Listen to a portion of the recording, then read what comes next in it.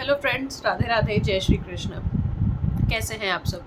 उम्मीद करती हूँ आप सब ठीक होंगे, स्वस्थ होंगे। हम भी ठीक हैं, स्वस्थ हैं। तो आज जो है सेकंड लास्ट पितृपक्ष का सेकंड लास्ट श्राद्ध है।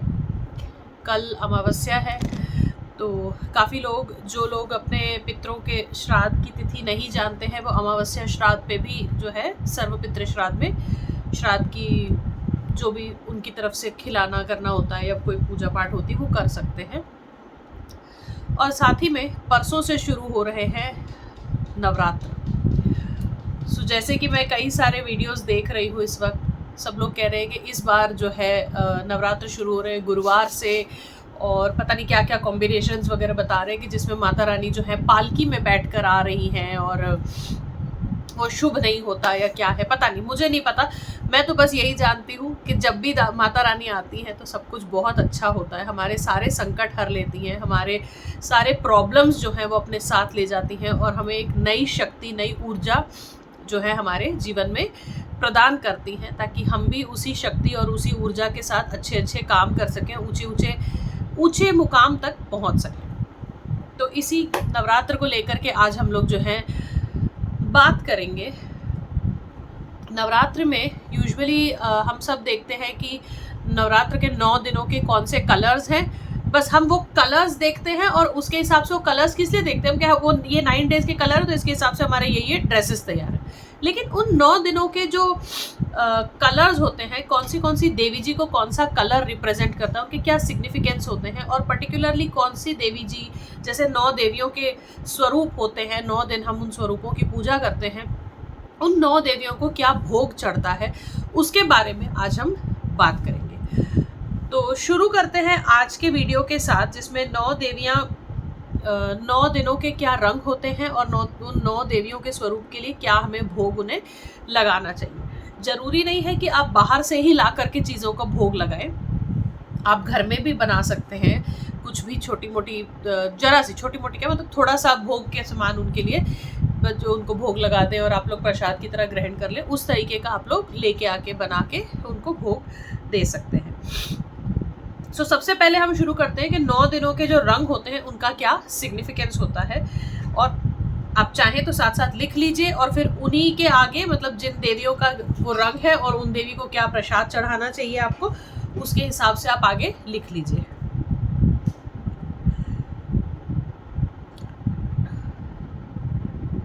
सो सबसे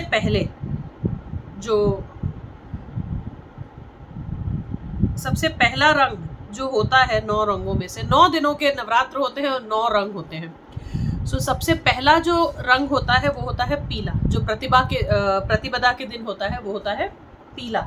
और पीला रंग हमेशा, जैसे पीला रंग खुद में एक ब्राइट कलर होता है, उसी तरीके से हमारी जिंदगी में एक ब्राइटनेस, एक जॉय लेकर के आता है। सो वो जो है एक नवरात्र की शुरुआत का एक, जैसे होता है ना दिया भी एकदम पीला होता है, ब्राइट होता है। सो उस ब्राइटनेस को पहले नवरात्र पे हमारे साथ हमारी ज़िंदगी के लिए वो ब्राइटनेस लेकर आता है। दूसरा दिन जो होता है, उस दिन हरे कपड़े पहने जाते हैं, हरे वस्त्र पहने जाते हैं, माता रानी को भी हरे वस्त्र पहनाए जाते हैं या हरी चुनरी उड़ाई जाती है। और जो ग्रीन कलर है वो हमेशा ग्रोथ को और आपके नेचर को, फर्टिलिटी को, इन चीज़ों को रिप्रेजेंट करता है। तीसरा रंग होता है grey colour. So grey colour भी पहनाते हैं, माता रानी को पहनाया जाता है। ग्रे कलर जो होता है वो आपके जीवन में बैलेंस, पीस और ओवरकमिंग फ्रॉम द डार्कनेस, जैसे होता है ना कि हम कई समय से किसी प्रॉब्लम से जूझ रहे हैं, लेकिन उसको ओवरकम करने के, जैसे होता है ना हर रात के बाद एक सवेरा आता है, और सवेरा आने से पहले की जो रात होती है, जो उस वक्त वो जो वक्त होता है वो सबसे darkest hour of the morning होता है। सो उसी तरीके से उस अंधेरे को जाने के लिए, विदाई लेने के लिए, जैसे जैसे रात ढलती है और सुबह में आता है, तो वो भी देखा है वो हल्का सा ग्रेइश कलर होता है सुबह का। सो वही होता है कि overcoming darkness of your life. So उस तरीके से ग्रे कलर रिप्रेजेंट करता है। फिर चौथा जो होता है चतुर्थी में ऑरेंज कलर पहना जाता है, ऑरेंज कलर का श्रृंगार ओढ़ाया जाता है। तो ऑरेंज कलर जो है आपके अंदर की जो स्ट्रेंथ है और जो एनर्जी है उसको रिप्रेजेंट करता है, इसलिए हम 4th नवरात्र पे ऑरेंज कलर का श्रृंगार पहनाते हैं। पंचमी के दिन सफ़ेद रंग पहनाते हैं। सफ़ेद रंग सबको पता है यूनिटी पीस का रंग है, एकदम शांत चित्त शांत मन का जो है वो रंग होता है सफ़ेद। सफ़ेद रंग शांति का शांति संदेश भेजना है तो सफ़ेद फूल या सफ़ेद झंडे भेजे जाते थे, शांति प्रस्ताव। सो सफ़ेद रंग जो है पीस, आपकी जो लाइफ में पीस लेकर आता है, शांति लेकर आता है। छठा रंग होता है लाल, रेड रंग, रेड कलर का श्रृंगार पहनाया जाता है, रेड कलर की चुनरी उड़ाई जाती है। और बंगालीज में भी जैसे हम लोगों में जो है 9 दिन के नवरात्र होते हैं, 9 दिन की पूजा होती है, और जो बंगालीज होते हैं उनके जो नवरात्र का उत्सव शुरू होता है वो 6th नवरात्र से शुरू होता है। शुभ षष्ठी वो लोग विश करते हैं, क्योंकि मैं रही हूँ जहाँ पे, वहाँ पे कई बंगाली लोग भी थे, तो दे यूज्ड टू से शुभ षष्ठी। तो वहाँ से चीज़ें शुरू होती हैं उनके लिए, वहाँ से उनका नवरात्र जो है दुर्गा पूजा स्टार्ट होती है। तो वो जो है उस दिन से रेड कलर जो है 6th डे पे रेड कलर पहनाया जाता है। तो red colour is always for love, strength and passion. तो ये जो है सिग्निफिकेंस है इन 9 कलर्स के, और इनके साथ साथ देवियों के भोग भी मैं आपको बताऊंगी। और सबसे बड़ी बात है जो इनमें रेड कलर में जो एक पावर होता है जो गॉडेस का, वो हमारी बॉडी में, हमारी चीज़ों में, हमारी पूजा में, हमारी लाइफ में वो भी चीज़ें रिफ्लेक्ट करती हैं। सो हर रंग के साथ एक चीज़ हमारी लाइफ में भी रिफ्लेक्ट करती है। फिर सप्तमी के दिन, 7वें नवरात्र के दिन रॉयल ब्लू कलर का जो है श्रृंगार पहनाया जाता है, या साड़ी वगैरह, जैसे आप बड़े बड़े पंडाल देखेंगे तो डेली उनकी साड़ी चेंज होती है, अकॉर्डिंगली पहनाया जाता है। तो कामनेस एंड डिवाइन एनर्जी, हमारे अंदर की शांत, जैसे बोलते हैं ना शांत मन, शांत चित्त, वो वाइट तो एक अलग रह गई, लेकिन यही साथ में एक कामनेस जो होती है, एक ठहराव आता है, वो चीज़, और हमारी जो एक अंदरूनी एक एनर्जी है, जो एक ऐसी एनर्जी है जो हमें हर सही काम, हर सही रास्ते पे चलने के लिए हमें फोकस देती है। सो उस चीज़ को रिफ्लेक्ट करता है। 8वें नवरात्र पे अष्टमी के दिन हमें पिंक श्रृंगार जो है पहनाना ओढ़ना चाहिए, और पिंक श्रृंगार दान करना चाहिए, जिसका वही है universal harmony, compassion and love. So ये एक जो हार्मनी, लव, कंपैशन को रिफ्लेक्ट करता है। एक दूसरे के साथ प्रेम भाव से रहना चाहिए हमें। ये नहीं कि हमारे घर के लोग हैं तो उनसे हम बड़े आराम से बात कर रहे हैं और बाहर से कैसे भी बात करें। जैसे आप आराम से बात करेंगे, लोगों के साथ प्यार से रहिए।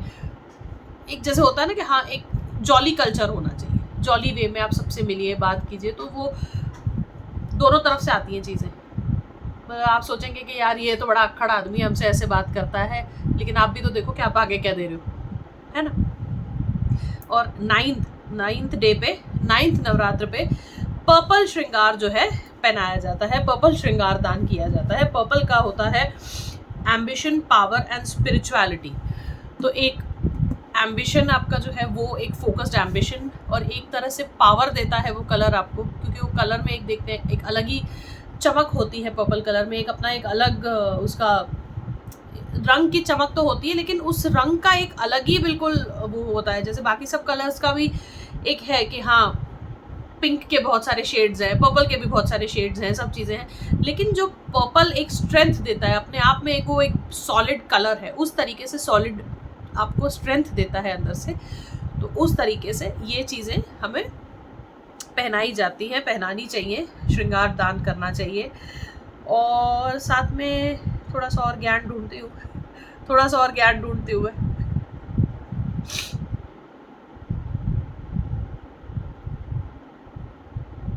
तो यही चीज़ें, मुझे बहुत ज़्यादा नहीं पता, ये मैंने आप लोगों के लिए ढूंढा है पूरी तरीके से। तो ये 9 दिनों के ये रंग हैं, और ये रंग क्या सिग्निफाई करते हैं वो मैंने आपको बताया है कि ये रंग, ये चीज़ सिग्निफाई करते हैं आपकी लाइफ में, आपके अंदर जो है इन चीज़ों का सिग्निफिकेंस आता है। सो रंगों की बात अब थोड़ी सी साइड करते हैं और आते हैं हम माता के भोग पर कि 9 दिनों के हिसाब से हमें नौ दुर्गा को क्या क्या भोग लगाने चाहिए, अलग अलग प्रकार के कैसे 9 दिनों के भोग होते हैं उनके। तो आइए आगे अब हम भोग के बारे में और उनके स्वरूपों के बारे में बात करते हैं। सो सबसे पहले हैं माता शैलपुत्री। नवरात्र के पहले दिन घट स्थापना की जाती है। इस दिन माँ दुर्गा के पहले स्वरूप शैलपुत्री रूप की पूजा होती है, ठीक है। और साथ ही में उन्हें जो भोग लगता है वो घी से बनी हुई कोई भी मिठाई हो, घी से बनी हुई कोई भी चीज़ हो, उस चीज़ का उन्हें भोग लगाया जाता है। सेकंड जो नवरात्र होता है वो माता ब्रह्मचारिणी का होता है और उन्हें जो है माता ब्रह्मचारिणी की पूजा दूसरे दिन, दूसरा स्वरूप उनका है, दूसरे दिन उनकी पूजा की जाती है। साथ ही में माता को जो भोग लगता है वो है शक्कर और पंचामृत का। पंचामृत और चीनी का भोग उन्हें बहुत प्रिय है, तो उन्हें पंचामृत और चीनी का भोग लगाना चाहिए। तीसरा है माता चंद्रघंटा। नवरात्र के तीसरे दिन माता चंद्रघंटा के स्वरूप की उपासना की जाती है। साथ ही में उन्हें दूध से बनी हुई मिठाइयों का भोग बहुत प्रिय है, तो दूध से बनी हुई कोई भी मिठाई हो, बर्फी, पेड़ा, जो भी आपको मिले उस चीज़ का आप भोग लगा सकते हैं। और साथ ही में नवरात्र के चौथे दिन माता कुष्मांडा के स्वरूप का कुष्मांडा माता रानी के स्वरूप की पूजा की जाती है। और साथ ही में उन्हें जो भोग लगाया जाता है वो है मालपुआ। मालपुए का भोग उन्हें बहुत प्रिय है, मालपुए का भोग उन्हें लगाया जाता है। पांचवें दिन हम पूजा करते हैं स्कंद माता की। स्कंद माता के स्वरूप का हम पूजा करते हैं और साथ ही में उन्हें केले का भोग लगाया जाता है। तो देखिए बहुत ज़्यादा ऐसे नहीं है हमारी माता रानी के बहुत ज़्यादा खाती हैं या बहुत अलग अलग तरह की चीज़ें चाहिए। बहुत ही सिंपल सी चीज़ें चाहिए जो आपकी बहुत आराम से ढूंढ के ला सकते हैं। ढूंढना भी नहीं पड़ेगा, सब मार्केट में अवेलेबल होता है, तो आप उस तरीके से आराम से मार्केट से ला सकते हैं। कुछ चीज़ें आप घर में बना सकते हैं, जैसे दूध का जो कोई मिठाई बनानी है तो साथ में जैसे है कि आपने दूध घर में ही जो है खीर बना दी, सिवई बना दी, मालपुए भी आप घर में बना सकते हैं, ठीक है। लड्डू पेड़े, हम लड्डू तो फिर भी बन जाते हैं, पेड़े वेड़े हम नहीं बना सकते बहुत ज़्यादा, वो बाहर से आ सकती हैं। बट जो चीज़ें कोशिश कीजिए, जो चीज़ें अपने हाथ से बना करके अपने प्रभु को भोग लगाइए, तो उसमें एक आनंद अलग ही आता है। फिर छठा जो स्वरूप है उनका वो है माँ कात्यायनी का, जिन्हें छठे दिन में उनकी पूजा होती है और उन्हें मीठा पान, लौकी या शहद का भोग लगाया जाता है। तीन चीज़ें हैं, मीठा पान, शहद या लौकी। तो कोई भी इस तरीके से जो है आप भोग बना सकते हैं। लौकी का हलवा बना सकते हैं या लौकी की और कोई चीज़ अगर आपको पता हो तो वो बना सकते हैं, नहीं तो कुछ नहीं तो मीठा पान तो अवेलेबल होता ही है, शहद तो घर में अवेलेबल होता ही है। सातवां है माँ कालरात्रि। माँ कालरात्रि की जो 7वें दिन उनके स्वरूप की पूजा की जाती है। साथ ही में जो है उन्हें गुड़ से बने हुए प्रसाद का भोग लगाया जाता है। गुड़ से कोई भी चीज़ बनी हुई हो उन चीज़ों का भोग आप माँ कालरात्रि को लगा सकते हैं। 8वें दिन महागौरी की पूजा होती है, जिन्हें नारियल का भोग लगाया जाता है। तो 8वें दिन नारियल से बने हुए किसी भी चीज़ की, नारियल की बर्फ़ी हो, नारियल के लड्डू हो या सिंपल सादा सा नारियल हो, उसका भोग आप लगाइए। और 9th डे पे माँ सिद्धिदात्री का दिन होता है, उनके स्वरूप की हम पूजा करते हैं। साथ ही में जैसे आप जानते हैं कि अष्टमी और नवमी के दिन हम जब कंजके जमाते हैं या कंजके बिठाते हैं घर में, तो उनमें हम हलवा, पूड़ी, चने का भोग लगाते हैं। वही भोग हम माता सिद्धिदात्री को भोग में देंगे। सो ये रहे 9 डेज के 9 कलर्स, पहले से आखिर तक कौन से कलर्स आपको फॉलो करने हैं और साथ ही में कौन सी देवी के जो हैं भोग प्रिय हैं। सो दोनों चीज़ें मैंने आपको इस वीडियो में बता दी हैं। फिर भी कोई कन्फ्यूजन हो तो इसी वीडियो के नीचे आप कमेंट कीजिएगा, मैं आप लोगों को ज़रूर रिप्लाई करूँगी। तब तक के लिए मैं लेती हूँ आपसे विदा, अगले वीडियो में जल्दी ही मिलूँगी। राधे राधे।